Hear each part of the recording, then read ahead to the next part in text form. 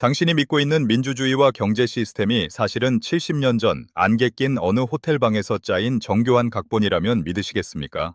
대통령도 총리도 세계 최고의 부자들도 초청장 없이는 결코 문턱을 넘지 못하는 곳. 세상을 움직이는 보이지 않는 손. 빌더버그 클럽의 은밀한 시작이 지금 이곳에서 펼쳐집니다. 1954년 5월의 어느 이른 아침이었습니다. 네덜란드의 작은 마을 오스테르베크에는 자욱한 안개가 내려앉아 있었죠. 평소라면 고요했을 이 마을의 숲속 길을 따라 검게 빛나는 최고급 리무진 수십 대가 긴 행렬을 이루며 미끄러지듯 들어오고 있었습니다. 마을 주민들은 평소 본 적 없는 낯선 광경에 창문을 열고 밖을 내다보았지만 그들이 마주한 것은 친절한 인사가 아니었습니다. 호텔로 향하는 모든 길목에는 총을 든 군인들과 사복을 입은 요원들이 배치되어 있었고 그들의 눈빛은 차갑다 못해 날카로웠습니다. 외부인의 접근은 철저히 차단되었고 마을 전체에는 알 수 없는 긴장감이 감돌고 있었어요. 행렬이 멈춰선 곳은 나지막한 붉은 벽돌 건물이 인상적인 빌더버그 호텔 앞이었습니다. 차 문이 열릴 때마다 세계 지도를 새로 그릴 법한 거물들이 하나둘 모습을 드러냈습니다. 한 나라의 총리, 거대 금융자본의 수장, 그리고 전 세계의 여론을 움직이는 언론사 사주들까지 말이죠. 그들은 서로 가벼운 목례를 나눌 뿐 입을 굳게 다문 채 서둘러 호텔 안으로 발걸음을 옮겼습니다. 호텔 로비로 들어서자 묵직한 오크나무 문이 닫히는 소리가 복도를 울렸습니다. 쾅 하는 그 소리는 마치 오늘부터 이곳에서 일어나는 모든 일은 세상 밖으로 단 한마디도 나가지 않을 것임을 선포하는 엄중한 경고처럼 들렸습니다. 당시 유럽의 공기는 무겁고도 위태로웠습니다. 제2차 세계대전의 포성이 멈춘 지 채 10년도 되지 않았지만 사람들의 마음속에는 또 다른 전쟁의 공포가 싹트고 있었거든요. 동쪽에서는 소련의 붉은 그림자가 시시각각 서유럽을 압박해 오고 있었고 대서양 너머 미국과의 관계는 예전 같지 않았습니다. 유럽인들 사이에서는 미국이 자신들을 지배하려 한다는 반미 감정이 들불처럼 번지고 있었고 정치인들은 서로를 믿지 못한 채 각자의 계상이만 두드리고 있었죠. 이대로 가다가는 서구 문명 전체가 무너질지도 모른다는 위기감이 팽팽하게 당겨진 활시위처럼 세상을 짓누르고 있었습니다. 바로 그 혼란의 한복판에서 한 남자가 은밀하게 움직이기 시작했습니다. 그의 이름은 조셉 레팅거였습니다. 그는 공식적인 직함은 없었지만 유럽의 모든 권력자와 연결된 마쿠의 조정자로 불리는 인물이었죠. 그는 작고 마른 체구에 주름이 깊게 파인 얼굴을 가졌지만 그 눈빛만큼은 상대의 영혼까지 꿰뚫어 볼 듯 강렬했습니다. 레팅거는 생각했습니다. 공식적인 회담이나 공개적인 외교 무대로는 이 위기를 해결할 수 없다고 말이죠. 정치인들이 유권자의 눈치를 보지 않고 기업가들이 주주의 이익을 잠시 잊은 채 오직 세계의 운명만을 논할 수 있는 완벽하게 폐쇄된 공간이 필요했습니다. 레팅거는 자신의 계획을 실행에 옮기기 위해 네덜란드의 베르나르트 왕자를 찾아갔습니다. 왕궁의 집무실, 화려한 카펫 위를 서성이던 레팅거는 낮은 목소리로 자신의 구상을 털어놓았습니다. 왕자는 그의 말에 귀를 기울였습니다.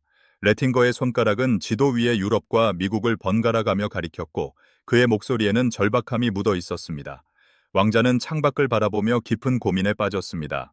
왕실의 명예를 걸고 이런 비밀스러운 모임을 주관한다는 것은 엄청난 도박이었으니까요. 하지만 레팅거의 확신에 찬 설득은 왕자의 마음을 움직였습니다. 결국 베르나르트 왕자는 고개를 끄덕였고 역사상 가장 비밀스러운 클럽의 문이 열리는 순간이 다가오고 있었습니다. 초청장은 극도로 조심스럽게 발송되었습니다. 그것은 단순한 종이 한 장이 아니라 세계의 지배층이라는 증명이자 거부할 수 없는 명령과도 같았습니다. 초청장을 받은 이들은 자신의 일정을 모두 취소하고 네덜란드의 작은 호텔로 모여들었습니다. 호텔 직원들은 수주 전부터 철저한 신원 조회를 거쳐 선발되었고 그들에게는 엄격한 함구령이 내려졌습니다. 회의장에 들어가는 모든 서류에는 번호가 매겨졌고 회의가 끝나면 즉시 파기되어야 한다는 규칙이 세워졌습니다. 1954년 5월 29일 오후 호텔 회의실에 커다란 원탁 주위로 50여 명의 남자가 둘러앉았습니다. 창밖은 여전히 안개가 자욱했고 실내에는 짙은 시가 연기와 커피 향이 뒤섞여 있었습니다. 베르나르트 왕자가 자리에서 일어나 가볍게 헛기침을 했습니다. 장내는 순식간에 찬물을 끼얹은 듯 고요해졌습니다. 왕자는 부드러우면서도 단호한 어조로 입을 열었습니다. 이곳에서 나누는 대화는 기록되지 않을 것이며 밖으로 발설하는 즉시 클럽의 적이 될 것이라는 경고가 이어졌습니다. 그것이 바로 오늘날까지 이어져 내려오는 빌더버그 클럽의 철칙, 채텀 하우스 룰의 시작이었습니다. 참석자들은 처음에는 서로를 경계하며 탐색전을 벌였습니다. 미국의 거물급 정치인과 유럽의 진보적인 경제학자가 한자리에 앉아 있는 것 자체가 기적 같은 일이었죠. 하지만 시간이 흐를수록 대화는 뜨거워졌습니다. 각국의 이해관계를 떠나 그들이 공유하는 단 하나의 목표, 즉 서구 자본주의 질서의 수호라는 대의 앞에 하나둘 마음을 열기 시작한 것이죠. 누군가는 떨리는 손으로 잔을 채웠고 누군가는 격앙된 목소리로 지도를 두드렸습니다. 그곳에 모인 이들은 자신들이 세계의 운명을 결정하고 있다는 사실에 기묘한 고취감을 느꼈을 것입니다. 호텔 밖의 평범한 사람들은 상상조차 할 수 없는 거대한 계획들이 그 작은 방 안에서 오고 갔습니다. 통화정책, 군사동맹, 그리고 자원의 배분까지. 현대 사회의 기틀이 되는 수많은 결정의 씨앗들이 바로 그날 빌더버그 호텔의 낡은 탁자 위에서 뿌려지고 있었던 것이죠.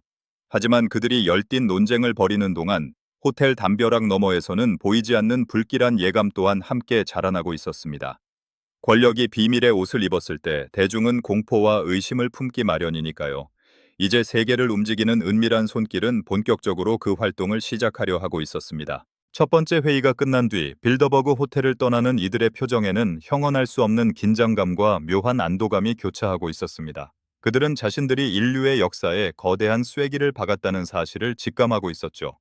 단 사흘간의 만남이었지만 그 안에서 오고 간 대화는 유럽과 미국의 관계를 근본적으로 재정의했습니다. 하지만 이 모임은 단 한 번의 이벤트로 끝나지 않았습니다. 조셉 레팅거와 베르나르트 왕자는 이 은밀한 네트워크를 영구적인 조직으로 만들기로 결심했어요. 그것이 바로 매년 전 세계를 떠들썩하게 만드는, 그러나 아무도 그 실체를 모르는 빌더버그 클럽의 본격적인 시작이었습니다.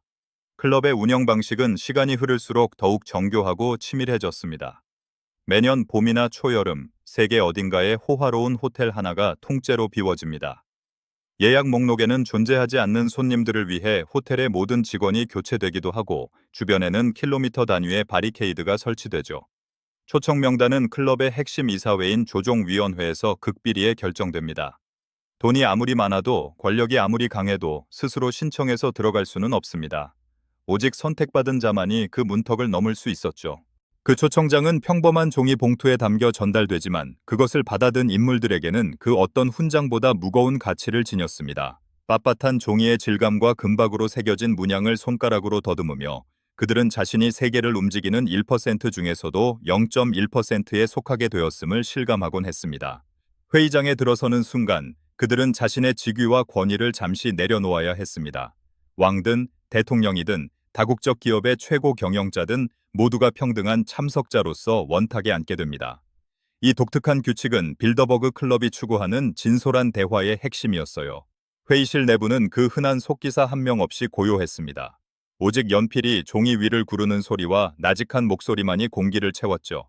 이곳에서는 통역사도 허용되지 않았습니다. 세계를 지배하려면 영어에 능통해야 한다는 것이 그들의 암묵적인 전제 조건이었거든요. 참석자들은 자신의 비서나 보좌관도 대동할 수 없었습니다. 세계에서 가장 힘있는 남자가 직접 커피를 따르고 자신의 발언을 위해 손을 드는 풍경이 펼쳐졌습니다.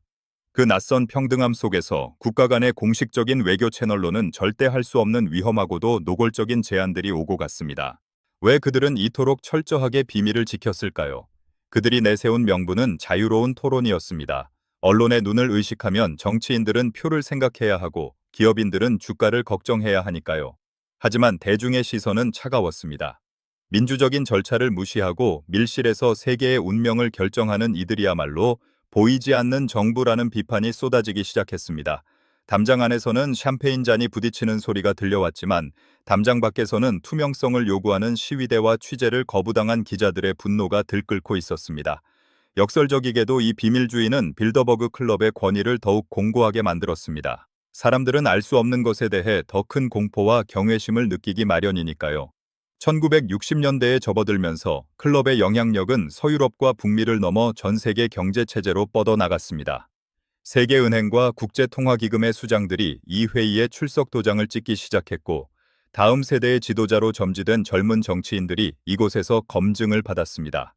그들은 마치 미래의 시나리오를 미리 써내려가는 작가들처럼 보였습니다. 회의가 열리는 호텔의 복도는 밤늦도록 구두 소리가 끊이지 않았습니다. 공식 회의가 끝나고 난 뒤 호텔바와 개인 객실에서 이루어지는 비공식의 비공식 대화들이 사실은 더 중요했거든요. 위스키 잔을 흔들며 얼음이 부딪히는 소리를 배경 삼아 누군가는 새로운 기술의 표준을 논했고 누군가는 다가올 전쟁의 필요성을 역설했습니다. 그 짧은 대화 속에서 수조 달러의 자금이 움직이는 방향이 결정되기도 했습니다. 창밖의 달빛은 차갑게 빛났고 그 빛 아래서 세계의 내일이 조용히 설계되고 있었던 것이죠. 하지만 1970년대가 다가오면서 세계는 예상치 못한 경랑 속으로 빠져들기 시작했습니다. 오일 쇼크라는 거대한 파도가 전 세계 경제를 덮쳤고 베트남 전쟁의 그늘은 깊어만 갔습니다. 빌더버그 클럽의 엘리트들조차 당황할 정도의 위기였습니다. 그들은 다시금 은밀한 소집령을 내렸습니다. 이제 단순히 친목을 도모하고 의견을 나누는 수준을 넘어 무너져가는 자본주의의 성벽을 어떻게 보수할 것인지에 대한 치열한 생존 전략이 필요해진 것이죠. 그 무렵 빌더버그 클럽의 역사에서 결코 빠질 수 없는 인물들이 전면에 등장하기 시작합니다. 바로 미국의 외교 거물 헨리 키신저와 금융계의 황제 데이비드 록펠러였습니다. 그들의 등장은 클럽의 성격을 한층 더 공격적이고 실무적으로 변화시켰습니다. 이제 빌더버그는 단순한 토론장이 아니라 세계의 질서를 직접 집행하는 사령부의 모습을 갖추기 시작했습니다. 1973년의 어느 날 그들은 다시 한번 비밀스러운 장소에 모여 지도를 펼쳤습니다. 중동의 사막에서 솟아오르는 석유의 흐름을 어떻게 통제할 것인가? 그리고 그 기름값으로 어떻게 세계 경제의 판을 흔들 것인가? 그들의 눈빛은 그 어느 때보다 날카롭게 빛나고 있었습니다. 이제 돌이킬 수 없는 순간이 다가오고 있었습니다. 빌더버그 클럽이 단순한 모임을 넘어 세계사의 흐름을 바꾸는 거대한 톱니바퀴로 작동하기 시작한 것이죠. 그들이 내린 결정은 수천 킬로미터 떨어진 이름 모를 노동자의 식탁을 위협하기도 했고, 한 나라의 정권을 하루아침에 무너뜨리기도 했습니다. 베일 뒤에 숨어있던 그들의 손길이 마침내 수면 위로 그 파동을 드러내기 시작한 것입니다. 역사의 경랑은 이제 막 그 본격적인 시작을 알리고 있었습니다. 초청장은 예고 없이 날아듭니다. 그것은 흔한 우편물처럼 화려한 로고가 박혀 있지도 않고 그렇다고 발신인의 이름이 대담하게 적혀 있지도 않아요. 하지만 수신인의 이름이 적힌 그 간결하고 묵직한 봉투를 받아든 비서들의 손은 미세하게 떨리기 시작합니다. 세계 최고의 기업을 이끄는 경영자나 한 국가의 경제를 책임지는 장관의 집무실, 그 두꺼운 문을 통과할 수 있는 몇 안 되는 물건 중 하나가 바로 이 빌더버그의 부름이기 때문이죠.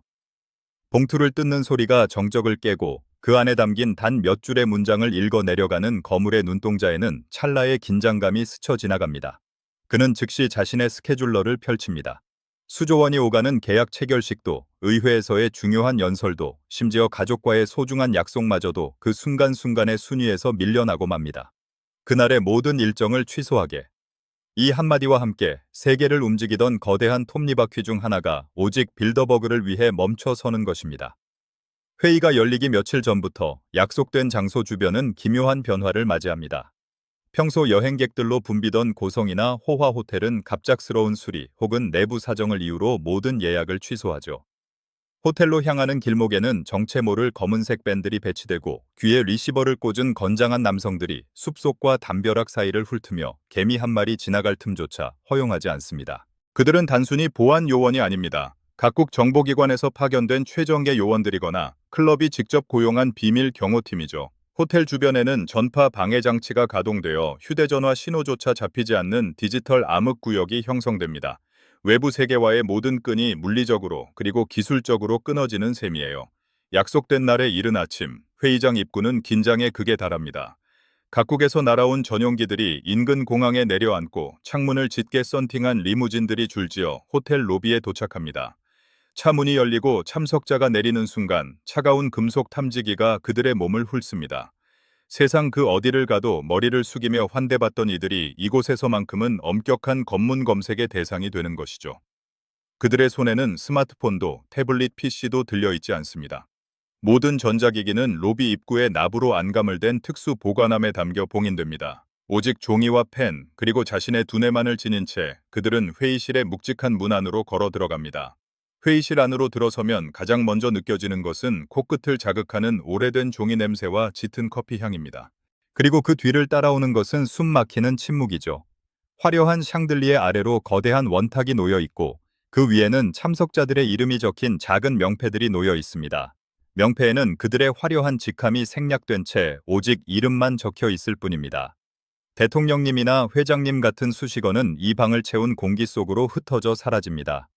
이곳에서는 오직 수평적인 대화만이 허용된다는 무언의 약속인 것이죠. 참석자들은 자리에 앉아 앞에 놓인 물잔을 만지작거리거나 옆자리에 앉은 타국의 경쟁자와 가벼운 눈인사를 나눕니다. 겉으로는 평온해 보이지만 탁자 아래로 맞잡은 손에는 땀이 배어 나오고 있을지도 모릅니다. 마침내 의장이 회의의 시작을 알리는 고동 소리를 울리면 그 유명한 채텀 하우스 룰이 선포됩니다. 이곳에서 듣고 본 모든 것은 이 문 밖으로 나갈 수 없습니다. 발언의 내용은 인용될 수 있으나 누가 그 말을 했는지는 영원히 비밀에 붙여질 것입니다. 이 선언이 떨어지는 순간 회의실은 세상에 존재하지 않는 유령의 공간이 됩니다. 기록하는 속기사도 없고 녹음기나 카메라는 상상조차 할 수 없습니다. 오직 참석자들의 기억 속에만 저장될 대화들이 시작되는 것이죠. 이 규칙은 그들에게 기묘한 해방감을 선사합니다. 유권자들의 눈치를 볼 필요도 없고 다음날 아침 신문 일면을 장식할 자극적인 헤드라인을 걱정할 필요도 없으니까요. 대화는 노골적이고도 직접적입니다. 한 나라의 총리는 자신의 국가가 처한 경제적 파탄 위기를 솔직하게 고백하고 거대 에너지 기업의 수장은 다가올 전쟁을 대비해 비축해둔 자원의 양을 공개합니다. 공개적인 무대에서는 절대 나올 수 없는 진실들이 탁자 위로 쏟아져 나옵니다. 누군가는 격분하여 테이블을 내리치기도 하고 누군가는 낮은 목소리로 상대의 약점을 파고드는 제안을 건넵니다. 창밖의 태양은 하늘을 가로질러 저물어가지만 회의실 안의 시간은 멈춘 듯 흐릅니다. 그들이 나누는 한마디 한마디는 국경을 넘고 바다를 건너 실시간으로 세계 경제 지표와 군사 배치를 뒤흔드는 보이지 않는 파동이 되어 퍼져나갑니다. 회의가 잠시 중단되는 쉬는 시간조차 그들에게는 치열한 전장입니다. 화장실로 향하는 복도에서 혹은 커피 머신 앞에서 나란히 서서 나누는 짧은 귓속말 속에 수십조 원 규모의 합병건이나 새로운 무기 체계의 도입이 결정되기도 하죠. 그들은 서로의 눈을 뚫어지게 쳐다보며 상대의 의중을 파악하려 애씁니다. 이 폐쇄된 공간에서의 유대감은 때로 동맹보다 강하고 때로 적대감보다 날카롭습니다. 그들은 자신들이 이 세상의 설계자라는 사실을 한순간도 잊지 않습니다. 발밑에 카펫이 닳도록 오가는 구두 소리, 찻잔이 받침대에 부딪히는 챙그랑 소리 하나하나가 역사의 페이지를 넘기는 소리처럼 들릴 정도입니다. 해가 완전히 저물고 호텔 방으로 돌아가는 길, 참석자들의 어깨는 아까보다 더 무겁게 내려앉아 있습니다. 그들은 오늘 하루 동안 지배자들만이 공유하는 비밀의 독배를 함께 마셨습니다. 이제 그들은 각자의 나라로 돌아가 오늘 결정된 시나리오대로 연기를 시작할 것입니다. 대중에게는 마치 우연처럼 보이는 수많은 사건과 정책들이 사실은 이 정적만이 감도는 호텔 방에서 치밀하게 계산된 결과물임을 그들만이 알고 있는 것이죠. 방 안의 불이 하나둘 꺼지지만 복도 끝에서는 여전히 누군가의 낮은 웃음소리와 비밀스러운 속삭임이 새어나오고 있습니다. 빌더버그의 밤은 그렇게 세계의 아침을 준비하며 깊어갑니다. 빌더버그 클럽의 역사를 논할 때 결코 빠질 수 없는 두 이름이 있습니다. 바로 데이비드 록펠러와 헨리 키신저였죠. 이 두 남자가 회의실에 들어서는 순간 실내의 공기는 순식간에 차갑게 얼어붙는 동시에 기묘한 전율로 진동하기 시작했습니다. 록펠러는 미국의 자본을 상징하는 가문의 수장이었고 키신저는 냉전 시대의 외교를 설계한 천재적인 전략가였습니다. 두 사람은 마치 한 몸처럼 움직이며 클럽의 중심을 잡았어요. 록펠러의 차갑고 정교한 경제 논리에 키신저의 날카로운 정치적 통찰력이 더해지자 빌더버그는 단순한 토론장에서 세계를 경영하는 사령부로 탈바꿈했습니다. 1970년대 초반 전 세계는 유례없는 경제적 공포에 직면해 있었습니다. 중동의 사막에서 시작된 불길이 전 세계의 주유소와 공장을 멈춰 세우고 있었거든요. 바로 오일 쇼크였죠. 기름값이 하룻밤 사이에 4배나 뛰어오르자 평범한 시민들은 차가운 방에서 밤을 지새워야 했고 공장들은 가동을 멈췄습니다. 하지만 대중이 비명을 지르던 그 시각 빌더버그의 멤버들은 스웨덴의 한적한 휴양지 살트셰바덴에 모여 앉았습니다. 그들의 눈앞에는 세계 지도가 펼쳐져 있었고 그 위에는 원유의 흐름을 나타내는 붉은 선들이 복잡하게 얽혀 있었어요. 회의실의 커튼은 굳게 닫혀 있었고 실내에는 오직 스탠드 불빛만이 몇몇 거물들의 얼굴을 비추고 있었습니다. 키신저는 특유의 쉰 목소리로 입을 열었습니다. 그의 안경 너머로 번뜩이는 눈빛은 이미 수십 년 뒤의 미래를 보고 있는 듯했습니다. 그는 말했습니다. 석유의 가격을 통제하는 것은 곧 세계의 화폐를 통제하는 것과 같다고 말이죠. 그들은 단순히 기름값이 오르는 것을 구경하고 있었던 아니었습니다. 오히려 그 혼란을 이용해 달러의 패권을 어떻게 공고히 할 것인가를 치밀하게 계산하고 있었던 것이죠. 록펠러는 가느다란 손가락으로 찻잔을 만지작거리며 키신저의 말에 고개를 끄덕였습니다. 그의 손가락 끝에는 수조 달러의 자금이 연결되어 있었고 그가 찻잔을 내려놓는 순간 한 나라의 화폐 가치가 폭락할 수도 있었습니다. 그들은 이른바 페트로달러, 페트로돌라 체제의 씨앗을 그곳에서 뿌렸습니다. 석유를 사려면 오직 달러로만 결제하게 만드는 이 마법 같은 시스템은 미국이 종이 조각을 찍어내는 것만으로도 세계의 부를 빨아들일 수 있게 만들었죠. 외부에서는 에너지 위기에 절망하고 있었지만 빌더버그의 밀실 안에서는 새로운 금융제국의 설계도가 완성되어 가고 있었던 것입니다. 장면을 조금 더 미시적으로 들여다볼까요? 회의장 한편에서 지도를 가리키는 한 남자의 손이 미세하게 떨리고 있었습니다. 그는 영국의 한 고위 관료였는데 급등하는 유가 때문에 자신의 나라가 파산할지도 모른다는 공포에 질려 있었죠. 하지만 그 옆에 앉은 미국의 금융가는 냉소적인 미소를 지으며 그의 어깨를 두드렸습니다. 걱정하지 말라는 신호였지만 그것은 동시에 이제부터 모든 규칙은 우리가 정한다는 무언의 압박이기도 했습니다. 이 짧은 신체적 접촉 하나에 국가 간의 주권은 힘없이 무너져 내리고 있었습니다. 이 무렵부터 빌더버그 클럽은 이른바 킹메이커로서의 명성을 얻기 시작했습니다. 그들의 눈에 든 무명의 정치인은 얼마 지나지 않아 한 나라의 최고 지도자 자리에 오르곤 했거든요. 1970년대 중반 조지아주의 주지사였던 지미 카터가 초청장을 받았을 때만 해도 세상은 그를 주목하지 않았습니다. 하지만 그는 빌더버그 회의에 참석해 데이비드 록펠러의 질문에 막힘없이 대답했고 엘리트들의 검증을 통과했습니다. 얼마 뒤 그는 미국의 대통령이 되었죠. 이것이 과연 우연일까요?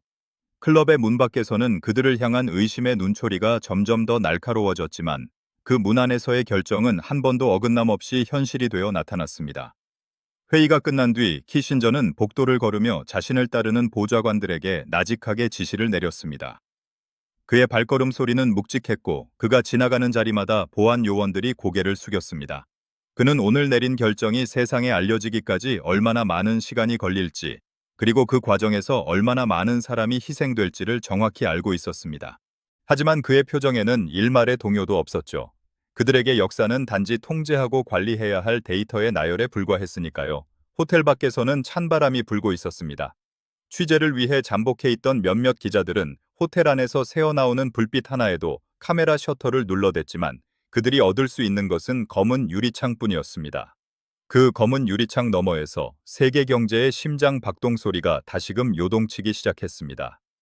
오일 쇼크의 여파는 대중에게는 재앙이었지만 빌더버그에게는 세계를 재편할 수 있는 더할 나위 없이 좋은 기회였습니다. 이제 그들은 단순한 친목 모임을 넘어 국가라는 틀을 초월한 초국가적 권력 집단으로 완전히 진화해 있었던 것입니다. 세월이 흘러 1980년대와 90년대에 이르기까지 빌더버그의 손길은 닿지 않는 곳이 없었습니다. 유럽연합의 탄생과 유로화의 도입 역시 이들의 회의 탁자 위에서 수없이 검토되고 다듬어진 결과물이었죠. 그들은 국가 간의 장벽을 허물고 자본이 자유롭게 흐르는 세상을 꿈꿨습니다. 물론 그 자본의 흐름 끝에는 항상 그들의 금고가 놓여 있었지만 말이죠. 각국의 정상들이 TV 앞에 서서 조약 체결을 발표하며 환하게 웃을 때 빌더버그의 멤버들은 조용히 잔을 들어 올렸습니다. 이미 몇 년 전 그들이 합의했던 대본이 완벽하게 상영되는 것을 축하하면서요. 그렇게 빌더버그는 보이지 않는 곳에서 세계사의 흐름을 비틀고 때로는 강제로 밀어붙이며 오늘날 우리가 사는 세상을 만들어 왔습니다. 우리가 민주주의라고 믿는 시스템 뒤편에 단 한 번도 투표로 뽑힌 적 없는 이들이 휘두르는 거대한 권력의 칼날이 숨어 있었다는 사실은 참으로 섬뜩한 일이죠. 하지만 그들의 비밀스러운 행보는 21세기에 접어들며 예상치 못한 복병을 만나게 됩니다. 바로 정보의 대중화와 인터넷이라는 거대한 해일이었죠. 영원히 닫혀 있을 줄 알았던 빌더버그의 문틈으로 대중의 시선이 비집고 들어오기 시작한 것입니다. 유럽의 지도를 펼쳐놓고 그 위에 투명한 유리잔을 올리면 잔 밑으로 비치는 국경선들은 기묘하게 일그러져 보입니다. 빌더버그의 엘리트들이 꿈꾸던 세상이 바로 그런 모습이었죠. 그들은 국가라는 울타리가 자본의 흐름을 방해하는 낡은 장애물이라고 생각했습니다. 1980년대 후반 벨기에 브뤼셀의 어느 조용한 저택에서는 은밀한 오찬이 열리고 있었습니다. 테이블 위에는 화려한 요리 대신 수백 페이지에 달하는 보고서와 복잡한 도표들이 가득했죠. 참석자들은 나이프를 내려놓고 안경을 고쳤으며 보고서의 한 구절에 집중했습니다. 그것은 바로 유럽을 하나의 경제권으로 묶고 똑같은 모양의 지폐를 쓰게 하겠다는 거대한 실험, 유로화의 설계도였습니다. 당시 유럽 각국은 자신의 화폐를 포기한다는 것에 강한 거부감을 느끼고 있었습니다. 독일의 마르크화, 프랑스의 프랑화는 단순한 돈이 아니라 국가의 자존심이었으니까요.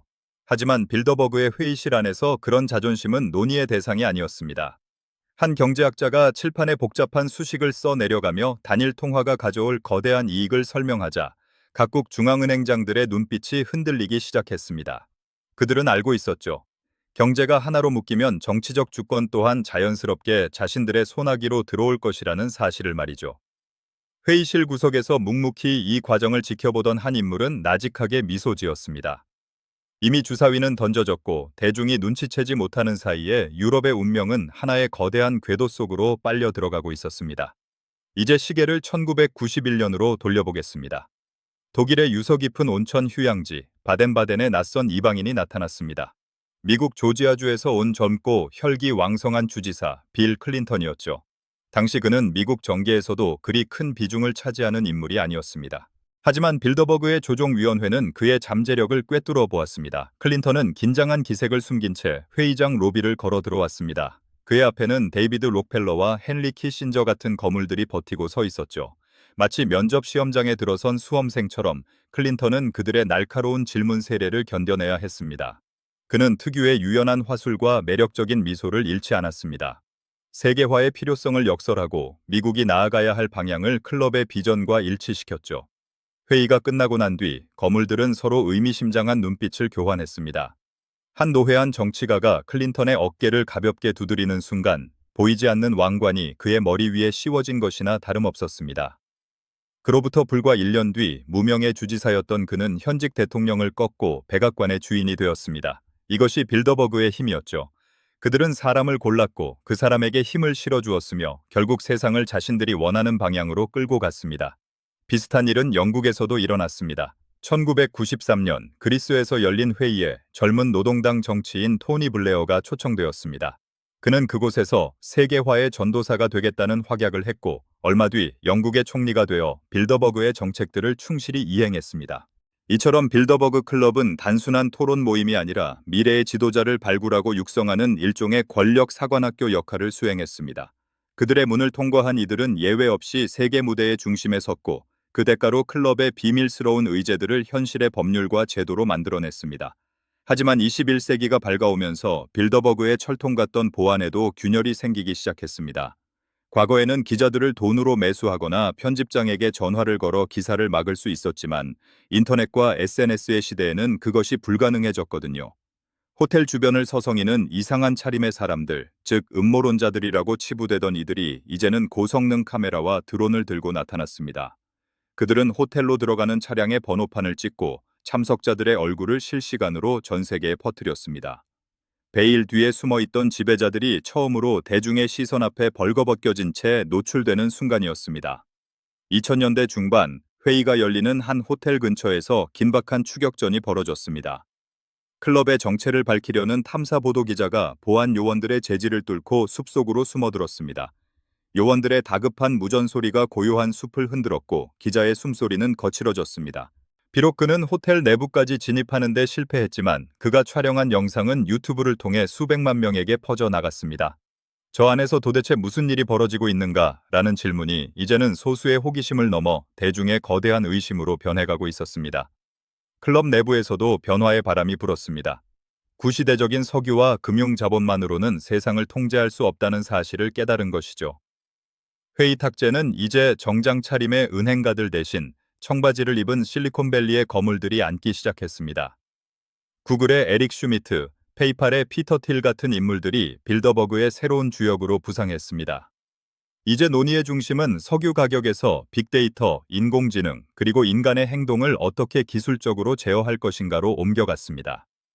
회의실의 공기는 과거보다 훨씬 더 차갑고 기계적으로 변했습니다. 한 기술 관료가 태블릿 PC를 조작하며 전 세계 인구의 절반 이상을 디지털 네트워크로 연결하고 통제하는 시나리오를 발표하자 록펠러의 후계자들은 만족스러운 듯 고개를 끄덕였습니다. 그들은 이제 물리적인 국경뿐만 아니라 인간의 생각과 욕망마저도 데이터로 환산하여 관리할 수 있는 도구를 갖게 된 것입니다.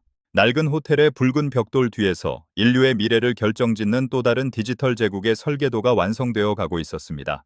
창밖에서는 여전히 시위대와 경찰이 대치하고 있었고 최루탄 연기가 가끔 바람을 타고 호텔 발코니까지 올라왔습니다. 하지만 회의실 안의 엘리트들은 동요하지 않았습니다. 그들은 자신들을 향한 대중의 분노조차 이미 계산된 변수 중 하나라고 믿었습니다. 잔에 담긴 차가운 샴페인을 한 모금 마시며 그들은 다음 세대의 인간들이 어떤 세상을 살게 될지, 그리고 그 세상에서 자신들이 어떻게 영원한 지배자로 남을지를 논의했습니다. 비밀은 더욱 깊어졌고 그 비밀이 만드는 권력의 그림자는 이제 전 지구를 덮을 만큼 거대해져 있었습니다. 호텔의 높고 견고한 담장 너머 차가운 빗줄기가 쏟아지는 숲속에서 한 남자가 몸을 웅크리고 있었습니다. 그의 손에는 낡은 망원경과 진흙이 묻은 카메라가 들려 있었죠. 짐 터커라는 이름의 이 기자는 수십 년간 빌더버그의 뒤를 쫓아온 집요한 추격자였습니다. 그의 구두는 빗물에 젖어 질척거렸고 입가에선 하얀 입김이 새어나왔지만 그의 시선은 오직 호텔 정문을 향해 고정되어 있었습니다.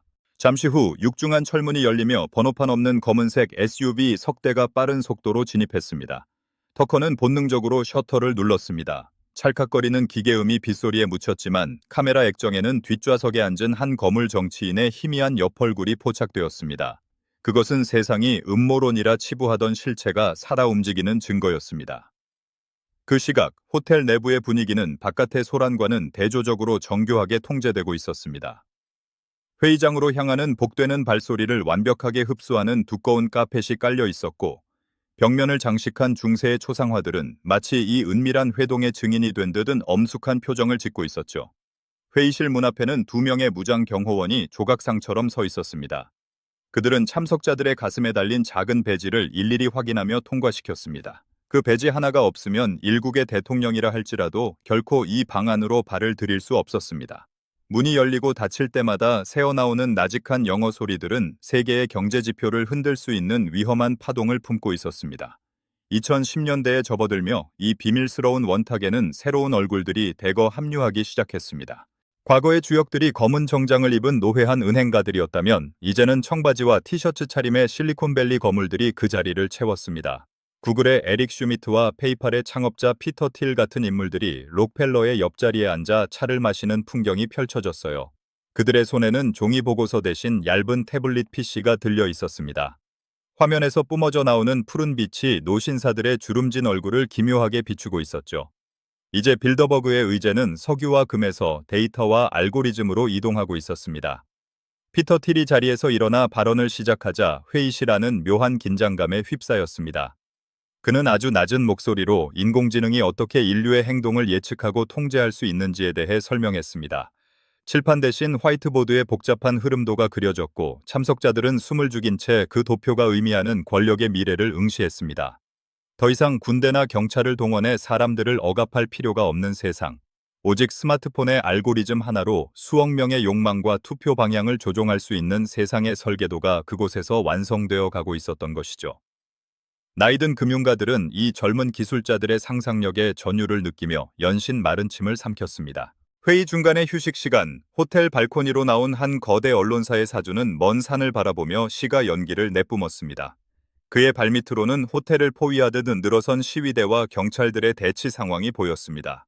확성기를 통해 울려 퍼지는 대중의 분노는 두꺼운 방음 유리벽에 부딪혀 희미한 웅성거림으로만 들릴 뿐이었죠.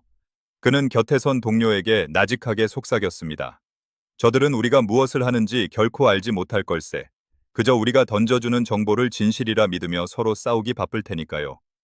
두 사람의 입가에 옅은 미소가 번졌고 그 미소 위로 석양의 붉은 빛이 일렁이며 내려앉았습니다. 장면은 다시 숲속의 추격자로 돌아옵니다. 기어이 호텔 뒤편의 울타리를 넘은 짐 터커는 어둠 속에서 숨을 몰아쉬었습니다. 하지만 그가 카메라를 다시 꺼내드는 순간 강력한 서치라이트 불빛이 그의 눈을 찔렀습니다. 거기서 하는 단호한 외침과 함께 사복 차림의 요원들이 순식간에 그를 에워쌌습니다. 그는 거칠게 제압당해 땅바닥에 짓눌렸고 그가 목숨처럼 아끼던 카메라의 메모리 카드는 그 자리에서 산산조각이 났습니다. 요원들은 아무 말 없이 그를 끌고 나갔고 숲은 다시 죽은 듯한 고요 속으로 침잠했습니다. 정보의 비대칭이 만드는 권력은 이토록 잔인하고도 확실하게 자신들의 경계선을 수호하고 있었던 것입니다. 한편 회의장 안에서는 인류의 신체를 디지털화하는 방안에 대한 논의가 한창이었습니다. 한 생명공학 기업의 대표가 마이크를 잡고 나노칩과 인간 뇌의 연결 가능성을 언급했습니다. 이것은 단순한 과학기술의 진보를 넘어 인간이라는 종 자체를 관리 가능한 단말기로 보겠다는 선언과도 같았습니다. 원탁에 앉은 이들은 이 기술이 가져올 부작용보다 그것을 소유했을 때 얻게 될 신적 권력에 더 매료된 듯 보였습니다. 그들의 눈동자에는 탐욕과 확신이 뒤섞인 기묘한 광채가 서려 있었습니다. 2010년대 후반의 어느 회의, 한 젊은 참석자가 손을 들어 질문을 던졌습니다. 우리가 만드는 이 질서가 대중의 저항에 부딪힌다면 어떻게 해야 합니까?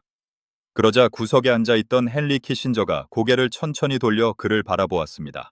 그의 눈빛은 깊은 늪처럼 어두웠습니다. 키신저는 특유의 쇳소리 섞인 목소리로 답했습니다. 저항은 관리되는 갈등으로 대체될 것이고 대중은 자신들이 자유롭다고 믿는 감옥 안에서 살게 될 것이네. 그 서늘한 답변이 회의실 천장을 울리자 누구도 더는 질문을 던지지 못했습니다. 찻잔 속의 찬물이 미세하게 흔들렸고 그 파동은 마치 다가올 거대한 격변의 전조처럼 느껴졌습니다. 이제 빌더버그 클럽은 단순한 비밀 모임을 넘어 지구라는 거대한 시스템의 운영체제를 재설정하는 단계에 진입했습니다.